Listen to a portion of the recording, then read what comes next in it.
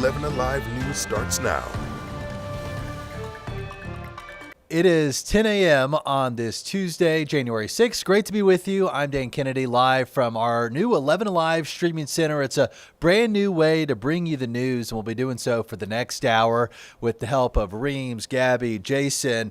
My friend Chessa McNeil has just joined us. We'll be talking weather here in just a minute because it's going to be a cloudy day, but is rain on the way? We're also following some big headlines for you in the next hour out of Henry County. Board of Commissioners there set to vote on data centers and the future of those data centers in the city, a hot button issue, not just in Henry County, but all across the metro area. What they decide today could have implications, not just for that county, but perhaps how other counties respond to bringing data centers to their parts of Georgia. Also this morning, watching for potential comments from President Trump as he addresses House Republicans at the Kennedy Center. These could be his first public comments since we heard from him in that news conference about Venezuela over the weekend. So that could be very interesting to watch in this next hour.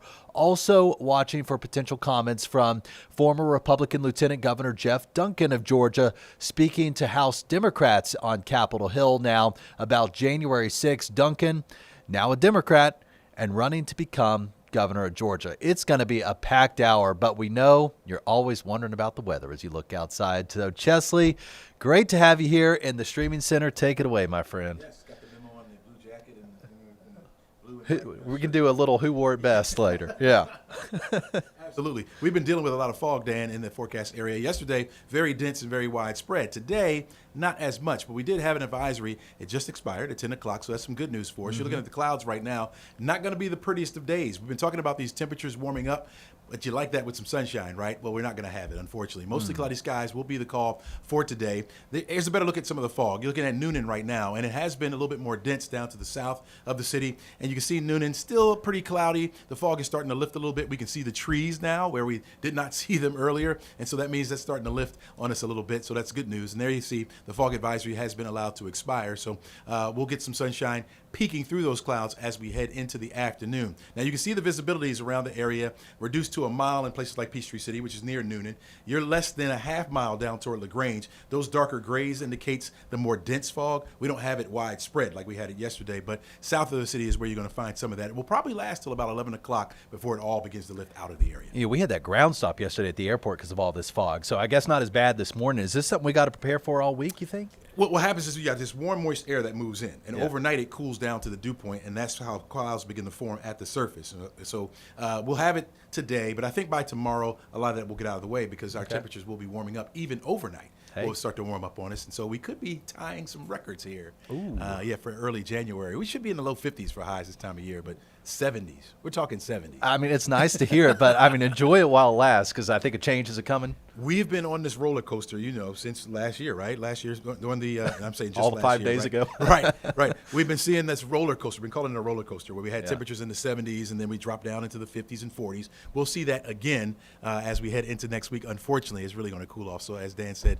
enjoy it while you can. All right, Chesley, great to have you in here. Absolutely. Thank you, my friend. We'll see you soon. All right, Chessa McNeil with the forecast, and so you heard it from him there. Enjoy the warm temps and potential rain on the way as we get a little closer to the weekend. All right, now down to Henry County. We're watching potentially a big vote from the Board of Commissioners there. Ariana Manise stationed outside, and she has a report on what we can expect. Ariana, good morning. The Board of Commissioners meeting here in Henry County just got underway where they are set to consider an ordinance that will regulate how data centers move into this community and how they could impact these neighborhoods. Today's ordinance will have an impact on whether these data centers are limited to just industrial zoning areas and also including standards for noise levels, water use, and energy systems with buffers between these potential facilities and homes or neighborhoods. Ahead of today's meeting, residents say they want clear standards saying that these data centers won't increase their electric bill, won't have an impact on their water resources, or create ongoing noise issues. Now, this is coming as Atlanta has become a hub for data centers, and other counties like DeKalb and Clayton are having similar conversations about how data centers will move or potentially move into their communities. That meeting just got underway, and we will continue to follow that as the Board of Commissioners will weigh in on this ordinance. Reporting from Henry County, I'm Mariana Manise for 11Alive. Back to you. So we're going to be keeping a close eye on that meeting. It'll be interesting to see what kind of public comment they get, if any. I can tell you I'm looking at a petition right now that has nearly 1,500 signatures. A lot of people up in arms about potential data centers coming. I'm quoting from this petition right now. They say the data centers are a cause for concern due to significant power and water consumption issues and noise pollution. They say from equipment, from AC units, from generators, to cool all the equipment. And they say it could and likely will impact the existing citizens of Henry County. As you heard Ariana mention there, not just a big story in Henry County. This is also something we're talking about in DeKalb and Clayton County. So let's listen into Henry County, see if they are discussing this right now, and see how things are moving along with this data center vote. So with the items that have been requested to be removed or put on for the SPLOS on the next agenda, can I get a motion to approve the consent agenda? Move to approve the consent agenda. Got a motion and a second. If no further discussion, all in favor? Motion carries. Okay. Okay. So Victoria, are you here to cover? Can you come up and under Human Resources? We have the resolution regarding the cost of living increase for retirees. Yes. Victoria will cover both items, Madam Okay, Chair. she'll cover both items. Okay, great, thank you.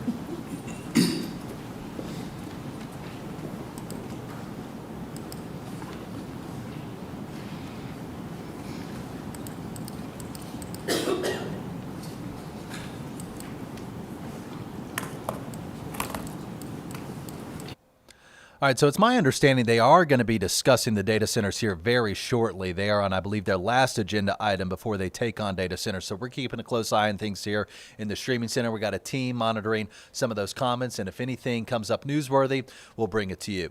But we're also monitoring news out of Washington, D.C., where House Minority Leader Hakeem Jeffries appears to be speaking right now. This is a January 6th related hearing. Here we are, 5 years after the storming of the Capitol.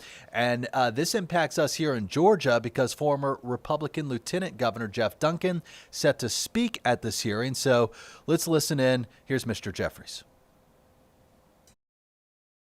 Kidnapping, sexual assault, aggravated robbery, reckless homicide, driving under the influence causing death, illegal possession of firearms, domestic violence by strangulation, burglary, vandalism, grand theft, stalking, violation of protection orders, threatening public officials, and drug trafficking. It's been a Trump-inspired crime spree.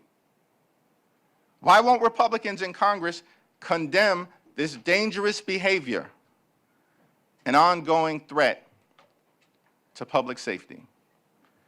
They refuse to serve as a check and balance on an increasingly out-of-control executive branch, preferring to be nothing more than a reckless rubber stamp for Donald Trump's extreme agenda. The January 6th violent attack on the Capitol that took place 5 years ago today was shameful then, it is shameful now, and it will be shameful always and forever. We must continue to learn from what happened on January 6th in order to make sure that it never happens again. We must protect our free and fair elections. We must protect the peaceful transfer of power. We must protect the preeminence of the rule of law. And we must protect the eternal commitment to a democratic America, which remains the last best hope on earth. It is now my honor to yield to the distinguished gentleman from the great state of Mississippi, the once and future chair of the Homeland Security Committee and the chairman emeritus of the January 6th Select Committee, Congressman Benny Thompson. That was Hakeem Jeffries speaking, and now we're monitoring President Trump set to speak. He'll be taking the stage here at the Kennedy Center. He addressed House Republicans behind closed doors, and now we're waiting to see what public comments he makes here. He spoke over the weekend about Venezuela. Let's hear what he says now. That song, but we got to get to business.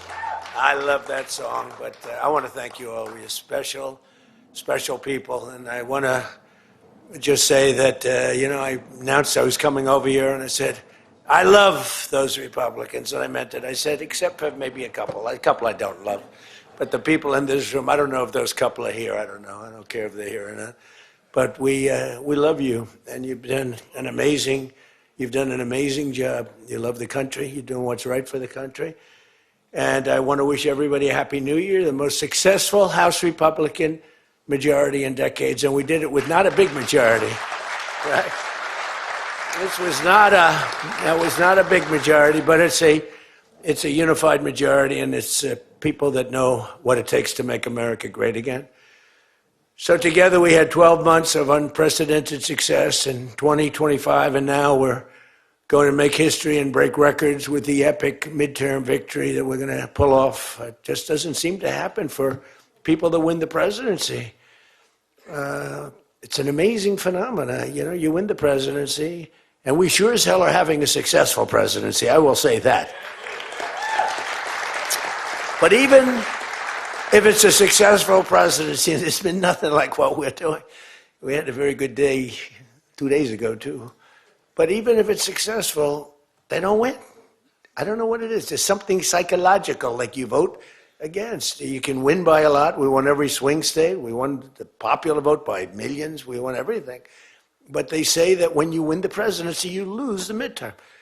So you're all brilliant people. Most of you are in this business longer than me. That makes me smarter than you. Because look where I am, right? No, it doesn't. But I wish you could explain to me what the hell's going on with the mind of the public, because we have the right policy. They don't. They have horrible policy. They do stick together. They're violent. They're vicious. They're vicious people. And they stick together like glue. They don't have a couple of the people that we have. A couple of people, not too many, really very few. And that's why I want to just say that before we go any further, I want to express our tremendous sorrow at the loss of a great member, a great member, Congressman Doug LaMalfa, who passed away yesterday, as you probably have heard. And he was the leader of the Western Caucus, a fierce champion on California water issues. He was great on water. He wanted, release the water, he'd scream at him. And a true defender of American children. He was a defender of everybody. And our hearts go out to his wife, Jill, and his entire family. He voted with me 100% of the time. And by the way, he wasn't a 3 o'clock in the morning person. Do you know what I mean by that? Where the speaker goes, sir, could you call up? Could you call? I said, what time is it, speaker? Sir, it's 3 in the morning. Could you make a couple of calls? How many? 9. So I'd start calling 3 in the morning. I said, I shouldn't use any names. I'm just going to create problems. But hi, Jim, and I'm not talking about Jim Jordan. I never had to call 3 in the morning for him. But I said, hi, Jim, how you doing? I just called to say hello, 3 in the morning. Okay, sir. Sir, you haven't spoken to me in 3 years, and it's now 3 in the morning, so I know what you want. You want my vote? And usually almost always they'd give it. But they wanted to be called. And with Doug, I never had to call. He was with us right from the beginning. I love those guys. I must say I probably love them the best, the guys that I don't have to call. They know we're doing the right thing. I have a couple that are going to be with us all the way, but they just want the call.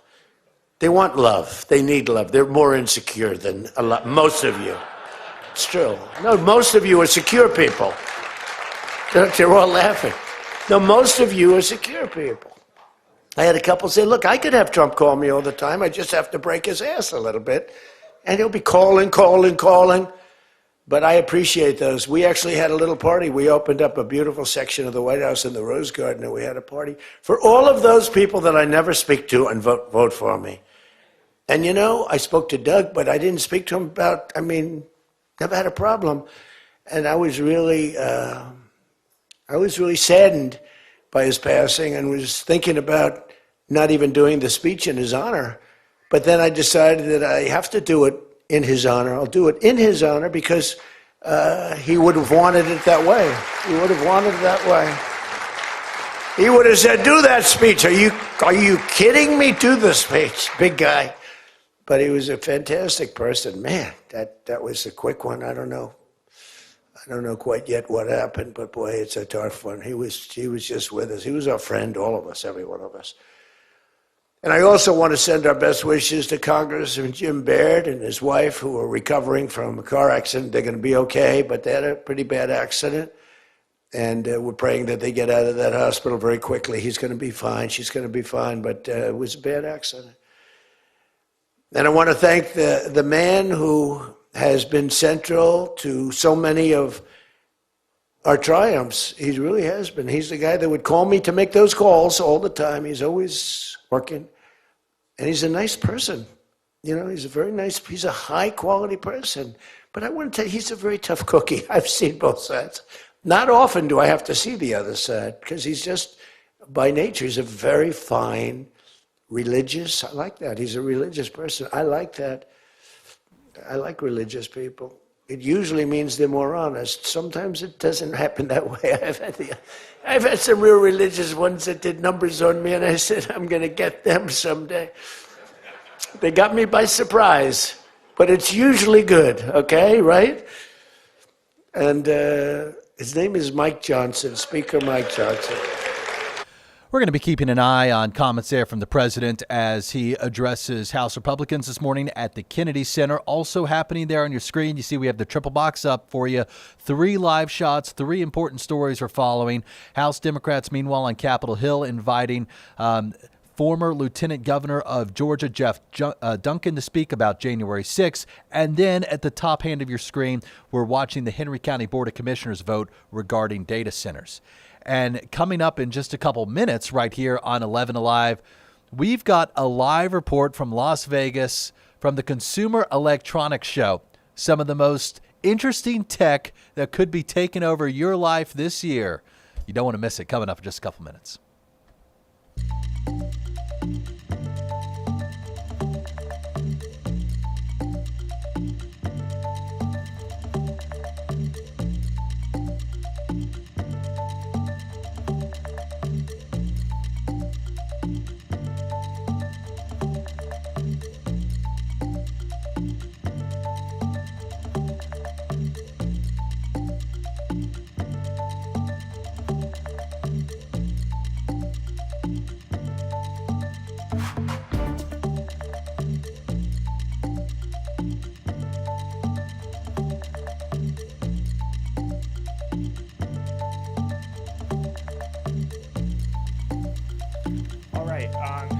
You've got her next. It is Tiana Lewis, a communication specialist with, I forget what that title is.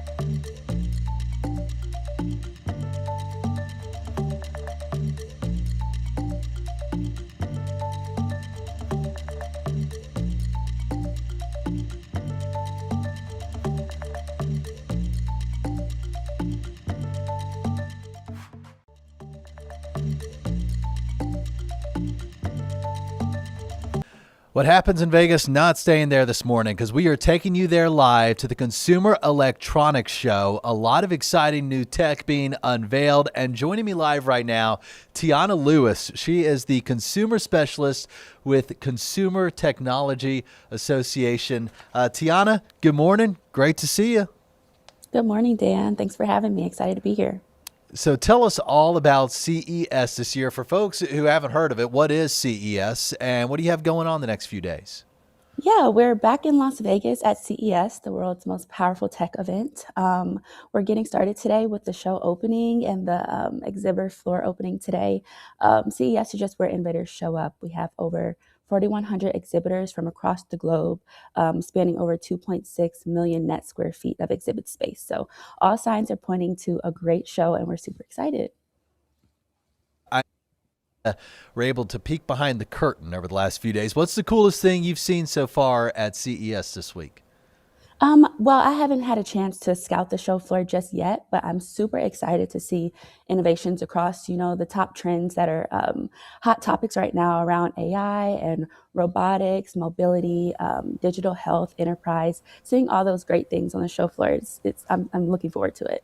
I mean, we are all using AI, it seems. More and more folks adopting it every day. How is that technology going to change our lives in the coming year?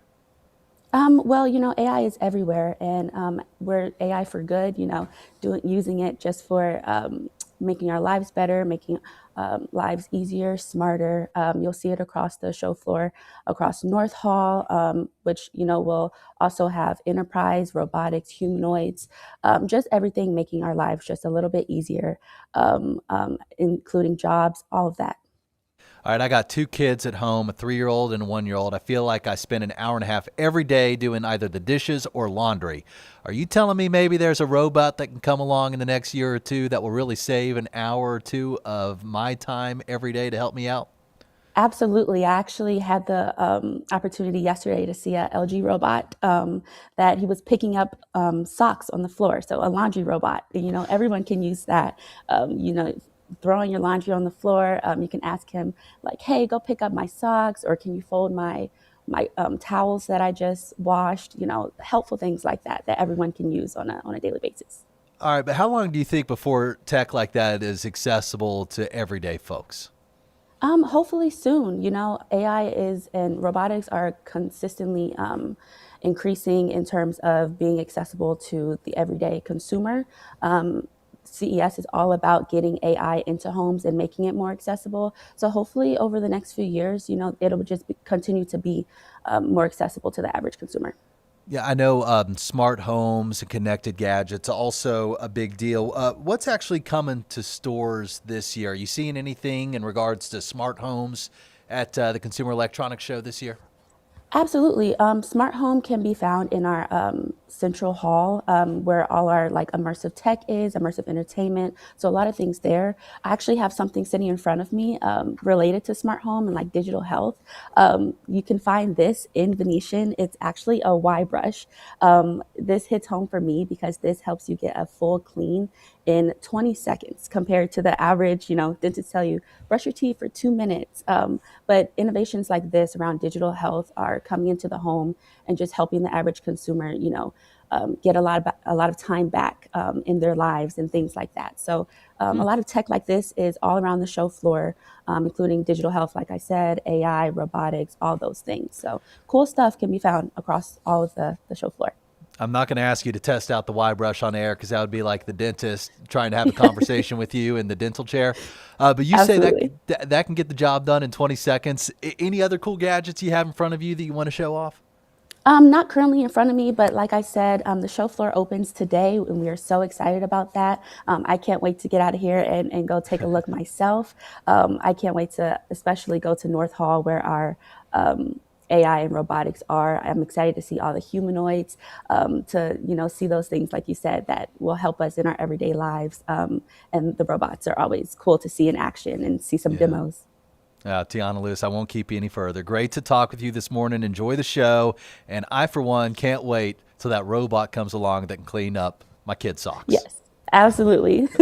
Thank you All so right. much for having me. Yeah, great to talk to you from Vegas this morning, Tiana Lewis. And we got plenty more coming up for you this morning right here on 11 Alive Plus, streaming with you for the next 35 minutes out of our 11 Alive streaming center following breaking news as it happens around Metro Atlanta. We're talking Falcons coming up in a few minutes. And again, also following that big news out of Henry County, a potential vote on data centers when it comes to the Board of Commissioners.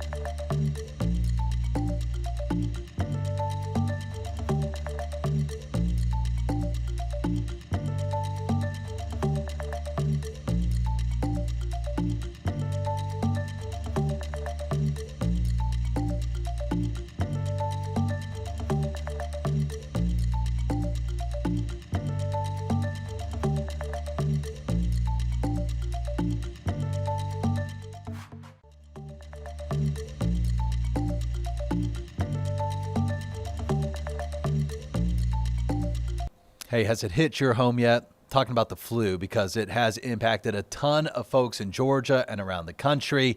Here in Georgia, we are looking at widespread and severe. Those are the words used by the Georgia Department of Public Health yesterday when it comes to the flu season we're experiencing right now. Reams Landreth, our producer, has this pulled up a map from the CDC showing just how bad it is across the nation. Georgia in that dark purple, it's just about as bad as you can get when it comes to flu activity levels right now. It is very high here. In Metro Atlanta, we're looking at about 1,500 people hospitalized because of the flu. Sadly, 29 confirmed deaths so far this season. Health experts say not too late for the flu shot, though it does take about 2 weeks for those antibodies to kick in. That shot not going to prevent you necessarily from getting the flu, but could make your symptoms less severe, doctors say. That being said, flu vaccination rates this year at their lowest level since 2019. I was playing around with some of the data this morning from the CDC. And here in Georgia, only about 1 in 5 adults have gotten their flu shot so far this year. And when it comes to kids, 17 and under, it's more like 13% have gotten the flu shot. And of course, all this comes as the CDC kind of overhauled their childhood vaccine recommendations yesterday, now saying that decision, whether you want to get your child a flu shot, no longer going to be coming down from the CDC. That's a conversation between a doctor and a parent. Although those CDC guidelines never strict rules, but it does help sometimes when it comes to insurance and what public schools can say you need before you enroll. All right, so that's the latest word on the flu. Hope you and your family stay healthy. We are coming to you live from the streaming center. Our sports anchor, Maria Martin, has just joined us. She's going to be talking about the Falcons. What's the latest going on there after they've lost their head coach and their GM? And some more shuffling going on inside the front office. We're back right after this.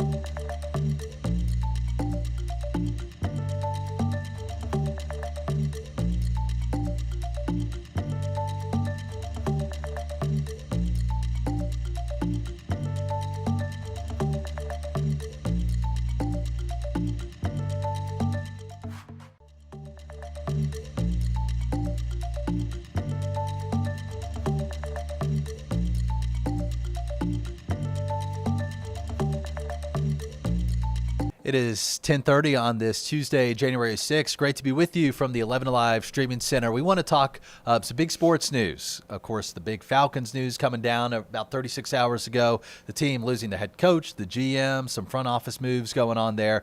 But also within the last hour and a half, we've learned of a change when it comes to a big local high school. Maria Martin, our sports anchor, joining us here in studio. Maria, great to be with you this morning. Good morning, Dan. I'm glad to be here. Yeah, welcome to the Streaming Center. So I want to start with Gainesville High School because they're losing their head coach. I mean, he got them to the state championship this year. Yeah. What's going on now? Yeah, well, I think it's crazy, the story about Gainesville football. You remember everything that happened, the brawl that happened in the playoffs, and they end up going to the state championship. Josh Niblett's an incredible coach, and we saw what he accomplished in the state of Alabama, brought that here to Georgia and did a really good job. And now he's leaving. So not totally sure where he's going to be going. The reports indicate that he's going to be going to Colorado. We expect an announcement here within today because we already have a release that he is no longer going to be the head coach at Gainesville, but what an opportunity for whoever gets the head coaching position there. I mean, this is a great job, right? Amazing Locally? job, yeah. Yeah. All right. It's one of the best in the state. Love so that. whoever goes there is expected to win championships. All right, so potentially Josh Niblett and Deion Sanders. Be crazy. Get ready for your fireworks. They're two totally different but similar personalities, if that makes sense. You know, Deion's everybody knows how Deion is. He's very, look at me, very eccentric. And Josh is that way to an extent. So I think them two pairing up would be a lot of fun. Well, I tell you what, I love how he really stuck up for his team over the last couple months and really took a stand there for him. All right, so that's one coaching vacancy we've got on the high school level. And then we got the coaching vacancy with the Falcons. Maria, you've had 36 hours now to digest this news. Yeah. What do you think about everything that's happened? You know, I was not as shocked as everybody else was that this was actually the result. I was shocked by the timing. I thought it was very interesting that just 5 hours after the game, they ended up letting go of not only their head coach, but their general manager as well. And Arthur Blank is not an aggressive owner, and he has shown that time and time again. He tends to hang on to people a little bit longer than perhaps he should, and he's shown that in the past as well. I thought it was very uncharacteristic of Arthur to let go of Raheem in this way. Just 2 years. Raheem and him have a very colorful history. They've been together for a very long time. This was Raw's second stint here in Atlanta. He was a position coach here before, was a previous interim head coach here.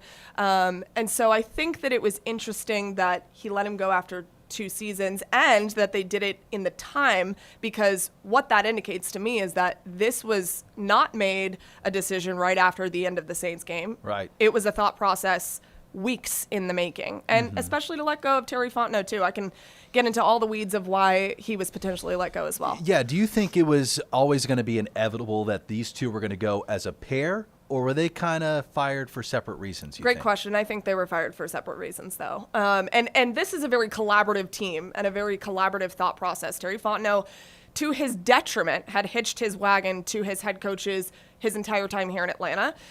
He survived the Arthur Smith firing, and I knew that it was possible he would not survive this one, mostly because of how the quarterback situation went down. Terry is responsible for so many excellent draft picks here in Atlanta that Falcons fans are going to get to enjoy for years to come, which I think is amazing. But unfortunately in the NFL, if you don't get the quarterback position right, that can ultimately sink your ship, and that's what did Terry Fontenot in. Okay. Is there hope for getting the quarterback position right in the coming seasons? I mean, is it all about getting maybe an offensive-minded coach in here now, or do you think they go a different direction, go defensive? What a loaded question. You know, that's like the $1 million question that I wish I got paid a lot more money to tell you about. No, but I do think having an offensive-minded coach is paramount for this team at this point. You know, the last couple of years under Zach Robinson's thumb as the offensive coordinator, the offense was not to anyone's expectation, and I think that everyone knows that and understands that a change needed to be made there. Doing it with Raw as the head coach is going to trickle down all the way through the assistant coaches. Now, they can retain some assistant coaches. That's going to be up to whoever the general manager and head coach is, but I do think it has to be an offensive-minded coach at this point. You've gone defense. You've gone previous coordinators, which there are coordinator names that have been thrown out there. I would like to see someone with a little bit more experience come in here and take over this job. getting the quarterback position right is going to be really tricky for this team. They are in a very big hole when it comes to the quarterback position. Michael Penix Jr., another season-ending injury last year. He's had a ton of those throughout his career. And Terry, high risk, high reward. He knew that throughout the draft process, and this team knew that as well. NFL teams do their scouting on all these players. They understand the risk that you take whenever you take a certain player. With Michael, unfortunately, that was that. And they're going to get him back. It's just we don't know when. It's going to be middle of the season at some point. Then you have Kirk Cousins. He's $100 million+ quarterback. He's aging. He's in the back half of his career. Definitely played well in the back stretch of the season, those final 4 games that they won and closed it out. But you have a very interesting situation on your hands here. You need to find a bridge quarterback to kind of bridge the gap. They don't have a first-round draft pick. Remember that, because they gave it away to the Los Angeles Rams last year. They get James Pierce Jr. Fantastic. 10.5 sacks this year as a rookie. You couldn't ask for more from him. But unfortunately, this team really needs a first-round draft pick, and that's not going to happen this year. All right, all this talk of quarterbacks. I'm wondering if there's a chance for another quarterback to come back, this time in the front office. You know what I mean? Yeah. Matt Ryan. Matt's coming back. He's coming back. Matt's coming back. Matt's 100% coming back. And this is something that we're going to learn here in the next probably couple of days, if not the next week. Wow. This has been, from what I understand and what I've been told, this has been brewing for quite some time. I think it's really interesting because, you know, as great as Matt is, and I think the world of Matt, I think Matt Ryan is an incredibly smart human being, went to Boston College. I think he's incredibly cerebral. You have to be to play the quarterback position. But aside from football, I think he's really smart. However, he doesn't have any front office experience, so I think it is very interesting. He's also a guy that is going to grow and evolve no matter what happens. He'll make mistakes, and I think Falcons fans probably don't want to hear that or don't want to recognize that because it's Matt Ryan and we all think he's the best. Yeah. But he's going to make mistakes. I just think he's someone that can learn very quickly from that, and that's why he does fit a role like this. And it's very interesting. I talked to Mike Johnson yesterday, who's a former Falcons offensive lineman, former teammate of Matt Ryan's, and he said, look, he's the nicest guy on the planet. He is the first person to chew you out on the field and then go buy you a beer afterwards. However, he's going to make tough decisions. And honestly, I think that's what the Falcons organization has been missing for a long time. Arthur Blank finally makes a very, very difficult decision in getting rid of 2 people. If you want to put Rich McKay in that as well, 3 people at the same time. So that's the beginning of those tough decisions that have not been made for the Falcons over the last 7 years. Now they're under their 4th head coach in the last 7 years. I've been there for all of them, by the way. And Matt Ryan is going to come in and say, no, this is how it's got to go. This is what the expectation here is in Atlanta. For somebody who's been there for this journey, the ups and downs over 7 years, I know you were there yesterday as the players were packing up. What was the mood like? What were they telling you or not telling you? Yeah, I mean, it was somber, as you could expect. First of all, locker cleanout day is never fun for anybody. It's not fun for us. You know, we're around these guys a ton, and it stinks whenever they miss the playoffs yet again. I mean, this team has not been in the playoffs since 2017. That's a long time. Right. It is the 2nd longest drought, only to the New York Jets. That's terrible company to keep. Is that by right? The way. Yes. Second longest. Second longest, behind the Jets, okay. Which... Yeah, you don't want to be a part of that. No. You definitely don't want to be a part of that. So, you know, this team, they fell short of expectations that they had. And we all really believed, especially me, you know, I drank the Kool-Aid. I thought they were going to the playoffs, and I've covered this team for a long time. And they have the pieces there, and they're talented enough. And they fell short of expectations. Ultimately, why Raheem Morris is no longer the head coach, right? So you go into a locker room, and it already stinks to leave and go on vacation early. People make those jokes about, oh, we're going to Cancun. None of those guys want to do that. They want to keep playing football. So they're frustrated. And for the guys that have been through kind of the revolving door, similar to myself, oh man, we've got another head coach. We've got another GM. It's part of the gig. The NFL's a business. You are what your record says you are. It is so true. So those guys, they're disappointed. And Raheem Morris is such a player's coach. You know, regardless of what happened on the field, guys love him. They adore him.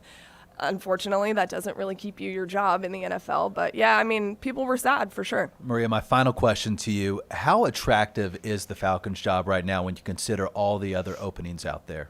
I hate when people say it's not an attractive job. Here's why. It's one of 32 NFL teams in the country that have an opening. One of 32 jobs in the entire country that coaches all over the country would die for. There is a very good coach that will be a head coach here in Atlanta. Now, for these experienced seasoned coaches, perhaps they have options. That's a little bit different. But if you're a coordinator looking to advance your career, why not Atlanta? Atlanta's a perfect place right now, albeit the quarterback situation, as I illustrated for a very long time, is a conundrum, and that's a messy situation. However, look at the core of this team, and that's a credit to Terry Fontenot. Like I said, he got those pieces in here, but you have such a big upside here in Atlanta.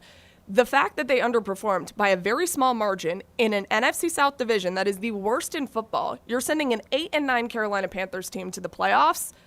What an opportunity. It's not a good division. You have a lot of pieces in place to where you can just plug and play. And yeah, getting the quarterback position right is a big thing. And remember, when they signed Kirk Cousins, we all thought, oh, this is it.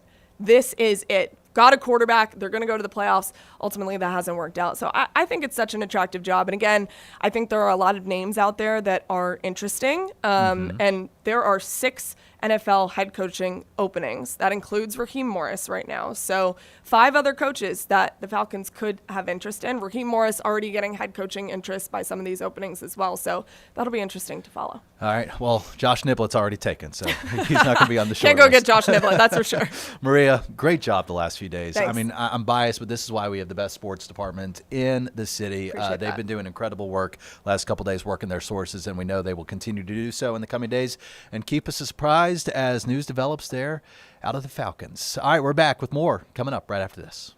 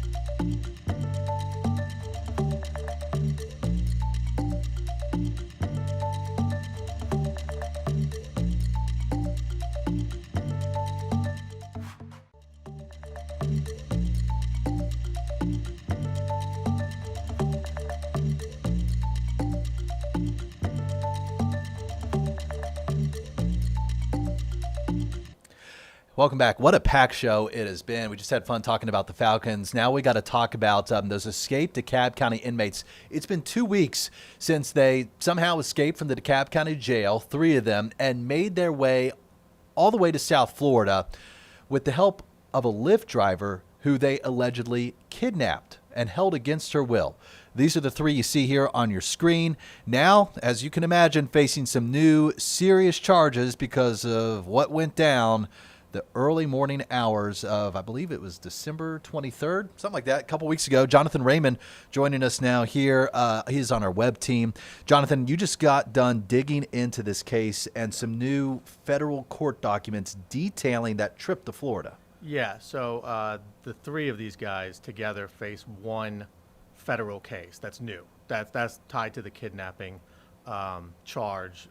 They're alleged to have basically held this Lyft driver against her will and committed several violent acts against her as they drove down to Florida, where they were eventually captured.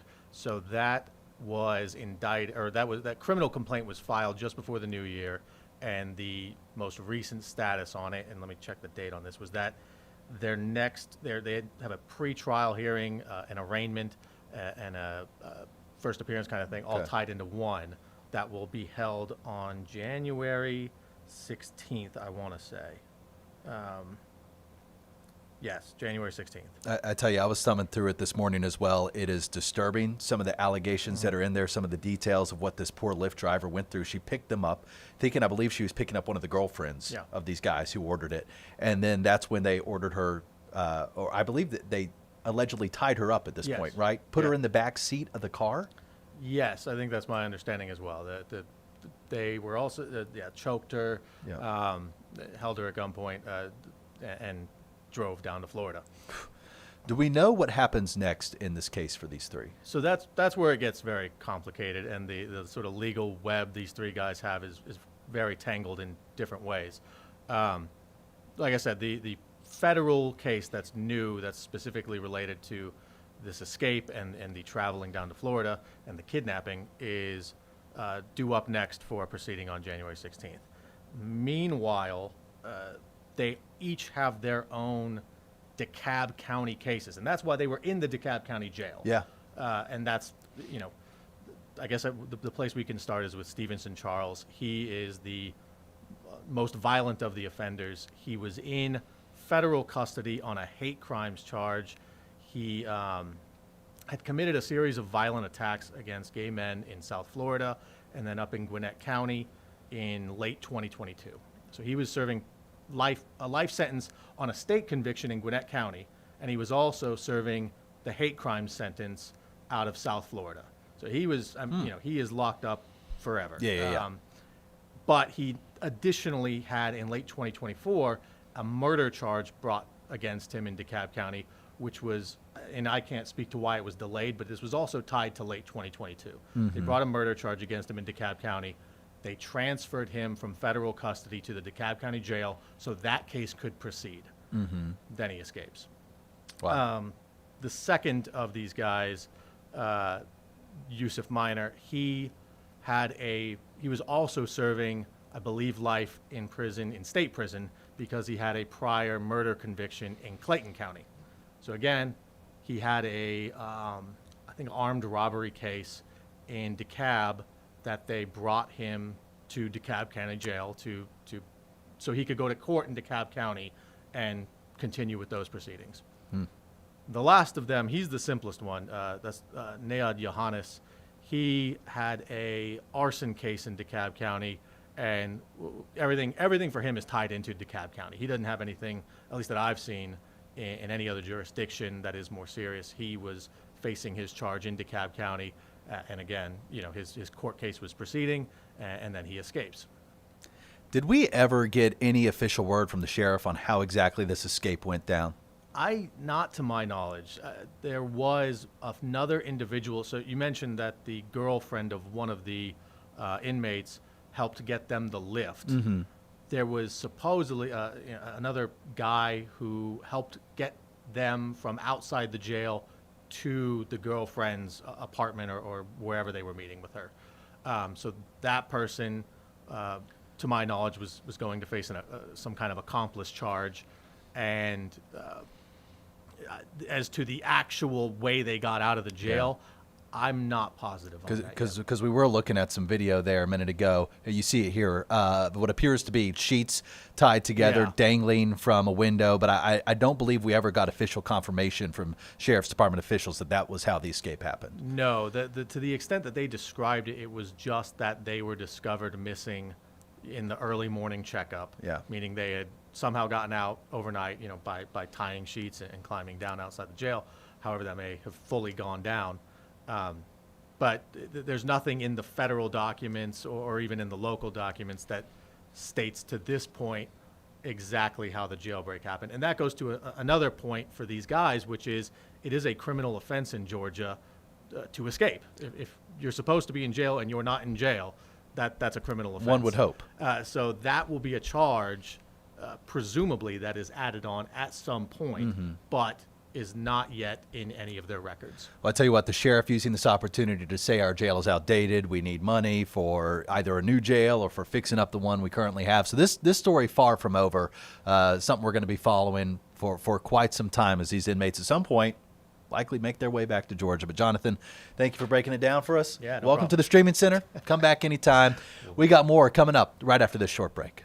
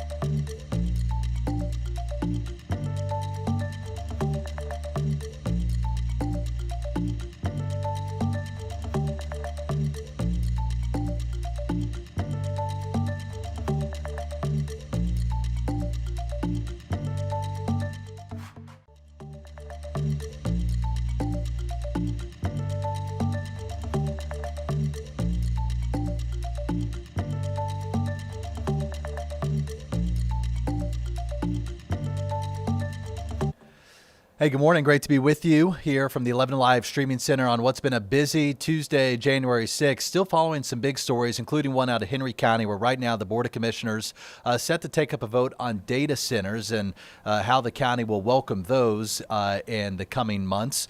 We are watching to see whether that vote comes up in the coming minutes. Also, we are watching President Trump speak to some House Republicans at the Kennedy Center in Washington, D.C. We brought you some of his live comments earlier.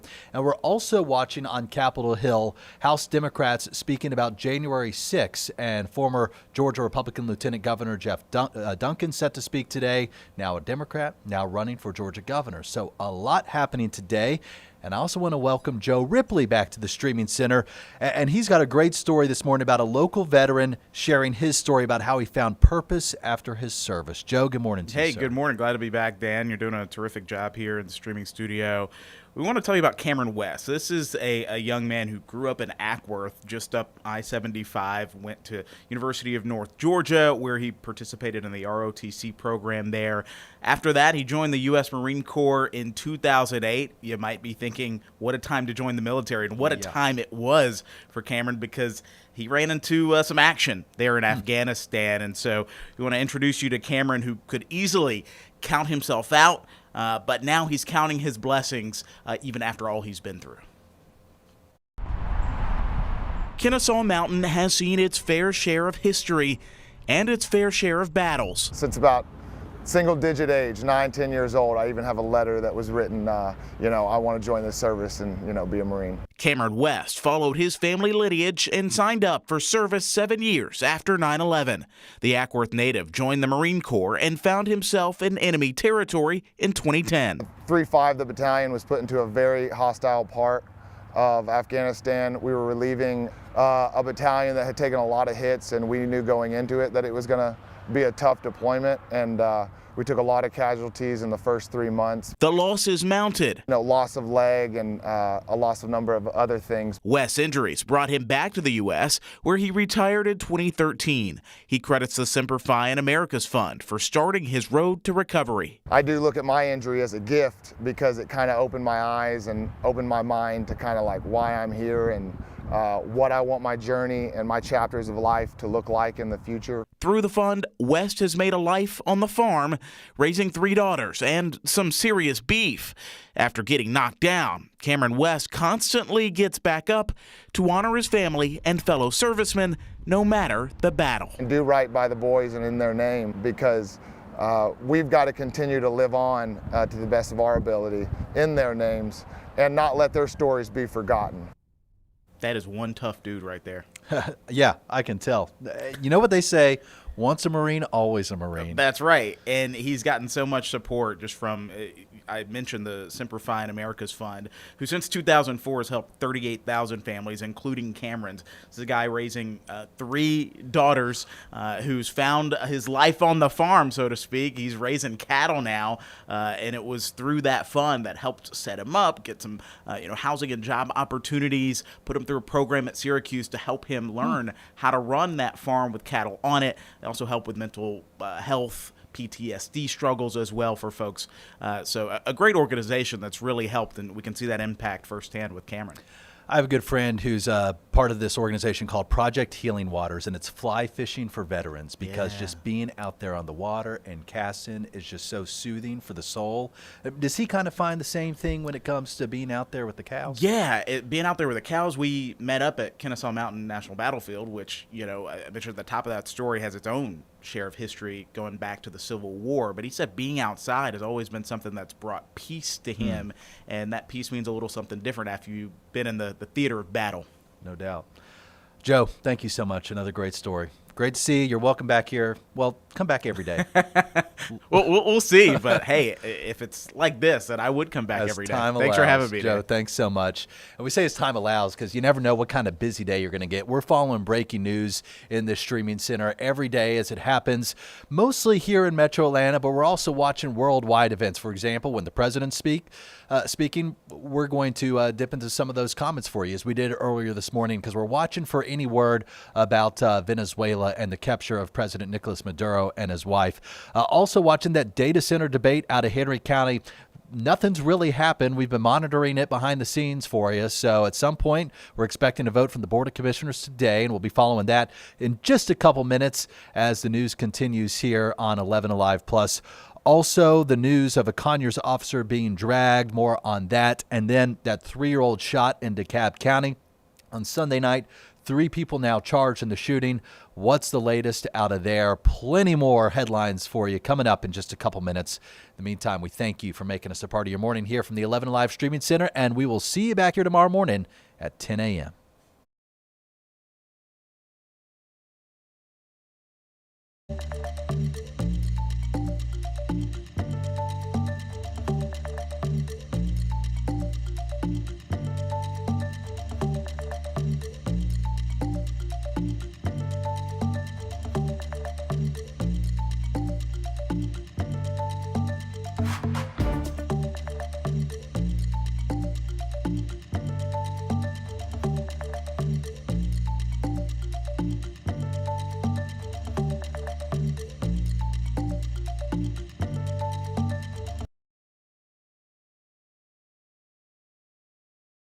Or 7. Local news from the team you trust on your time. Track how the weather will impact your day. We have a flood watch that's in effect. Extended, continuous coverage of breaking news live from the